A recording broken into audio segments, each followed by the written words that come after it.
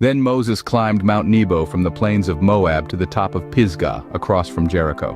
There the Lord showed him the whole land, from Gilead to Dan, all of Naphtali, the territory of Ephraim and Manasseh, all the land of Judah as far as the Mediterranean Sea, the Negev and the whole region from the valley of Jericho, the city of palms, as far as Zoar.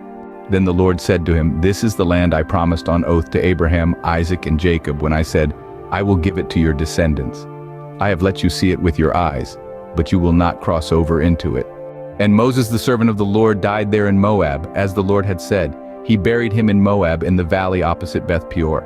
But to this day no one knows where his grave is.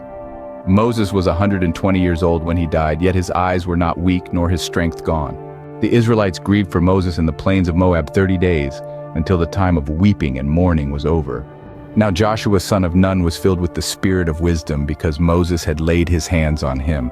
So the Israelites listened to him and did what the Lord had commanded Moses. Since then, no prophet has risen in Israel like Moses, whom the Lord knew face to face, who did all those signs and wonders the Lord sent him to do in Egypt, to Pharaoh, and to all his officials, and to his whole land.